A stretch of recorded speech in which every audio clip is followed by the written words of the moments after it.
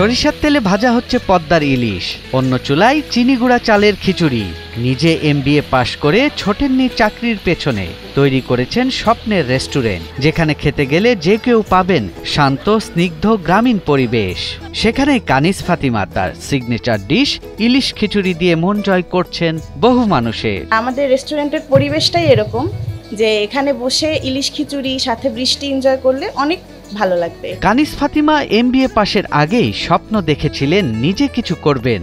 তা নিয়ে চিন্তা করতে গিয়েই রান্নায় নিজের সহজাত দক্ষতার কথা তার মাথায় আসে। অনেক দিনের স্বপ্ন, আর সেই স্বপ্নকে বাস্তবে রূপ দিয়েছেন। MBA সম্পূর্ণ করার পর চাকরির পেছনে না ছুটে নিজের প্যাশনকে অনুসরণ করে গড়ে তুলেছেন একটি অনন্য রেস্টুরেন্ট, নাম দিয়েছেন গল্পবাড়ি।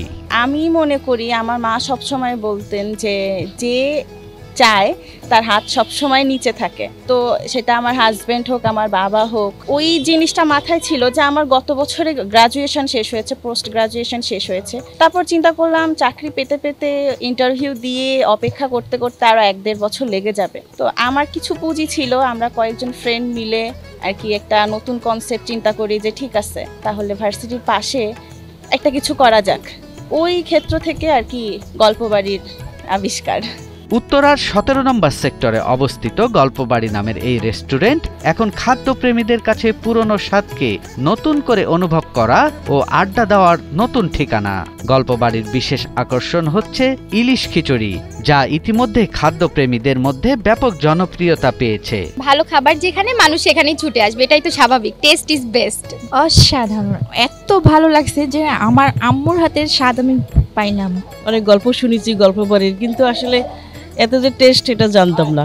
ছোটবেলায় মায়ের হাতে ইলিশ মাছ ভাজা খোলামেলায় বসে খেতে অনেক মজা লাগছে। এখানে এসে দেখলাম তাই, খোলামেলা জায়গা ইলিশ খিচুড়ি খেতে সেই ছোটবেলার কথা মনে পড়ল।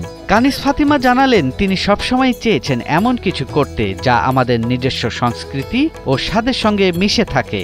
ইলিশ খিচুড়ি বাঙালিয়ানা খাবারের অন্যতম প্রতিনিধিত্ব করে, তাই এটিকেই তিনি বেছে নিয়েছেন গল্পবাড়ির প্রধান আকর্ষণ হিসেবে। এনভায়রনমেন্টটা হচ্ছে একদম মানে গ্রামীণ একটা এনভায়রনমেন্ট, যেমন আপনি এখনো ছনের শব্দ শুনতে পাচ্ছেন বাতাসে।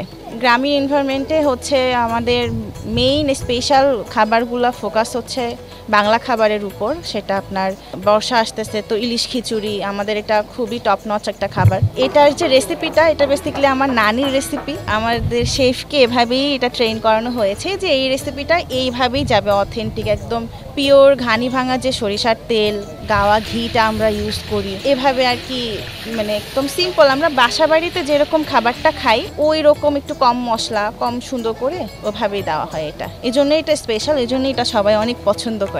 গল্পবাড়ি শুধু একটি রেস্টুরেন্ট নয়, এটি এমন একটি জায়গা যেখানে খাবারের সাথে সাথে তৈরি হয় গল্প, স্মৃতি আর মানুষে মানুষের সংযোগ। কারণ আমি মনে করি খাবার হচ্ছে একটা ইমোশন।